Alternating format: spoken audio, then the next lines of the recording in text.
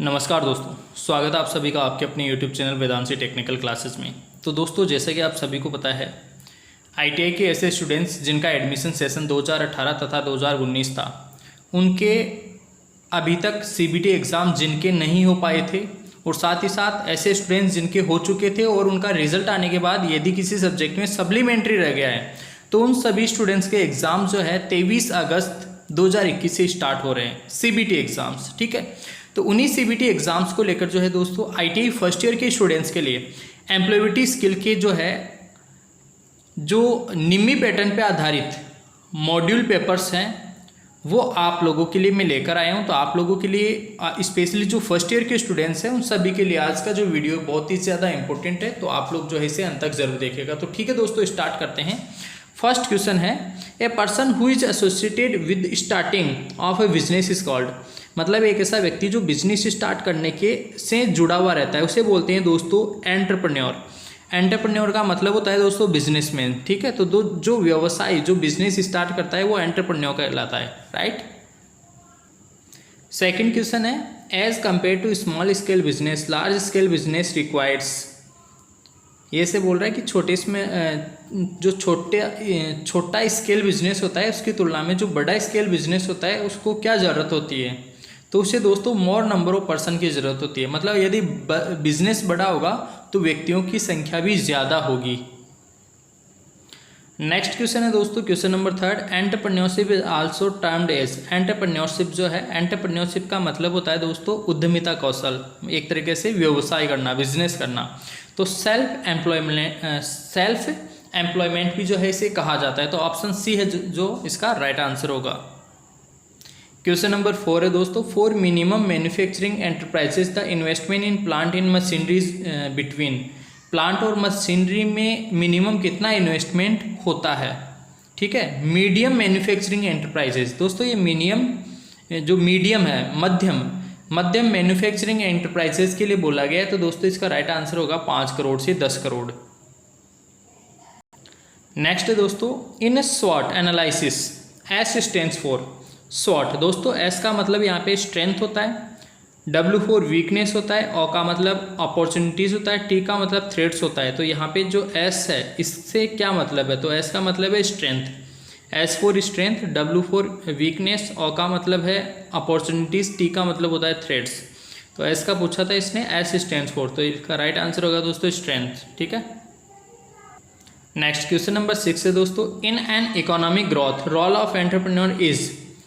Entrepreneur का क्या role होता है, तो एंटरप्रेन्योर जो होता है दोस्तों बिजनेस करता है। बिजनेसमैन क्या करता है, improve per capita income. Business करने से क्या होता है, पर कैपिटा जो इनकम होता है वो ग्रोथ होती है, वो बढ़ती है। नेक्स्ट दोस्तों, इन स्वॉट analysis which pair is helpful. तो देखो यार, अभी मैंने बताया स्वॉट क्या होता है, स्ट्रेंथ, वीकनेस, अपॉर्चुनिटीज, थ्रेट्स। तो हेल्पफुल कौन सा होता है, ये क्या है, एस फॉर स्ट्रेंथ और O फॉर अपॉर्चुनिटीज़। ये क्या होते हैं, दोनों हेल्पफुल होते हैं। हेल्पफुल मतलब सहायक। तो ये स्ट्रेंथ और अपॉर्चुनिटीज़, तो स्ट्रेंथ और अपॉर्चुनिटीज ऑप्शन बी में है, तो इसका ऑप्शन बी जो है वो राइट आंसर हो जाएगा। Question number 8, money invested in purchasing of raw material, payment of wages and salaries, rental, electricity etcetera comes under. ये सारी की सारी चीज़ें खरीदने में जो खर्चा होता है उससे क्या कहते हैं, उससे कहते हैं दोस्तों वर्किंग कैपिटल। वर्किंग मतलब कार्य चल रहा है तभी तो सैलरीज देते हैं, तभी तो किराया लगता है, तभी तो इलेक्ट्रिसिटी का बिल आता है। तो ये सारी वर्किंग कैपिटल कहलाता है दोस्तों। वर्किंग कैपिटल मतलब कार्य जब चल रहा है उस समय किया गया खर्च।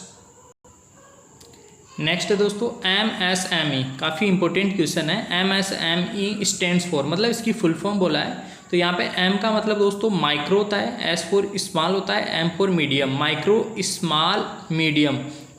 Small medium enterprises. तो यहाँ ऑप्शन में देखो कौन सा है, माइक्रो स्मॉल मीडियम एंटरप्राइजेस। तो ऑप्शन सी जो है इसका राइट आंसर होगा। नेक्स्ट क्वेश्चन देखिए दोस्तों, paid forms of ideas goods services are called. Paid forms of ideas, जैसे कोई भी विचार है, ठीक है, उसका पेड फॉर्म क्या कहलाता है, एडवर्टाइजमेंट कहलाता है दोस्तों। पेड फॉर्म्स, पेड मतलब जैसे खर्च करना किसी के ऊपर, ठीक है, गुड्स, सामान, सर्विस के ऊपर, एक तरह से एडवर्टाइजमेंट कहलाता है ये। नेक्स्ट क्वेश्चन देखिए दोस्तों, the enterprises engage in the production of goods is known as. Goods के अंदर, गुड्स का मतलब यहाँ पे दोस्तों अच्छा नहीं है, गुड्स का मतलब है सामान। सामान के प्रोडक्शन के लिए कौन सा कहलाता है? Manufacturing enterprises. सामान का प्रोडक्शन, प्रोडक्शन का मतलब है मैन्युफैक्चर, मैन्युफैक्चर मतलब उसे निर्मित करना। तो यहाँ पे ऑप्शन ए इसका राइट आंसर होगा, मैन्युफैक्चरिंग एंटरप्राइजेस। नेक्स्ट क्वेश्चन है दोस्तों, the expression of GDP is gross domestic product. Gross domestic product, GDP की फुल फॉर्म आप सभी को पता है, gross domestic product. Next question number 13 दोस्तों, काफ़ी इंपॉर्टेंट क्वेश्चन है। The expansion of SIDO. SIDO मतलब small industries development organisation, small industries development organisation, SIDO, SIDO small industries development organisation. दोस्तों इंपॉर्टेंट है, पिछली बार भी क्वेश्चन पूछा गया था, इस बार भी जो है पूछा जा सकता है। इसके बाद में दोस्तों question number 14, what approach is use to gain access to foreign market. Foreign market प्राप्त करना, quickly promote an organisation interest, ये क्या कहलाता है दोस्तों? इसको बोलते हैं जॉइंट वेंचर। विदेशों के अंदर जैसे मार्केट वगैरह करना, इसी को बोलते हैं जॉइंट वेंचर। जैसे एक कंट्री का दूसरी कंट्री के साथ जो भी मार्केट होता है ना, इस चीज़ को बोलते हैं जॉइंट वेंचर। तो इसका राइट आंसर हो जाएगा option C, joint venture. Next question number 15 है दोस्तों, which investment is considered for deciding the status of manufacturing enterprises. Manufacturing enterprises, इसके लिए दोस्तों मैंने अभी कहा था, मैन्युफैक्चरिंग में क्या आता है? प्लांट और मशीनरी। प्लांट और मशीनरी जो है वो मैन्युफैक्चरिंग जो है वो खर्चा कहलाता है, investment. Which investment is considered for deciding status of manufacturing enterprises. Manufacturing कोई भी जो कंपनी है उसमें कितना खर्चा किया गया है, यह बात किससे डिसाइड होती है? तो यह है उसके प्लांट और उसमें लगी मशीनरी से। यार कोई भी प्रोडक्शन होगा तो प्रोडक्शन किससे होगा? जो प्लांट है उसकी साइज से पता लगा सकते हैं, और उसमें जो मशीनरी है उससे पता लगा सकते हैं। तो यही तो पूछ रहा है कि जो इन्वेस्टमेंट किया गया है मैन्युफैक्चरिंग एंटरप्राइजेस में, वो किस स्टेटस से पता चलेगा हमें? प्लांट और मशीनरी से। तो ऑप्शन सी जो है इसका राइट आंसर होगा। इसके बाद में देखिए दोस्तों question number 16, which one is A correct channel through which marketers can reach customer. Marketer का मतलब है जैसे जो कोई भी वस्तु बना रहा है वो कस्टमर, ग्राहक तक कैसे पहुंचता है, ये इसका सही जो चैनल है वो कौन सा है दोस्तों? तो सही चैनल इसका मैन्युफैक्चरर मतलब निर्माता, रिटेलर ठीक है, और कस्टमर के पास पहुंच जाएगा। मैन्युफैक्चरर, रिटेलर और कस्टमर, ये सही चैनल कहलाता है। आप लोगों ने इजीली सुना होगा, मार्केट में ऐसा ही होता है, रिटेलर बीच में होता है, कस्टमर, मैन्युफैक्चरर और कस्टमर के बीच में रिटेलर होता है। ठीक है, रिटेलर के थ्रू जो है कोई भी वस्तु कस्टमर तक पहुंचती है। नेक्स्ट क्वेश्चन है दोस्तों मॉड्यूल फर्स्ट का लास्ट क्वेश्चन है ये, question number 17, which one is the web based accounting software designing for modern business. Modern business के लिए एक तरीके से अकाउंटिंग सॉफ्टवेयर कौन सा है? तो इसका राइट आंसर होगा दोस्तों टैली। राइट आंसर होगा इसका टैली। यहाँ पे ऑप्शन ए भी होना चाहिए था, कहीं मिसप्रिंट है थोड़ा सा, बट यहाँ पे इसका टैली इसका राइट आंसर है। राइट आंसर होगा इसका टैली। ठीक है, तो ठीक है दोस्तों, आज की इस वीडियो में इतना ही। नेक्स्ट वीडियो में मैं फिर से जो ईएस के और मॉड्यूल पेपर्स हैं उनका सॉल्यूशन आप लोगों के लिए लेकर आऊँगा, तो आप लोग जुड़े रहिए।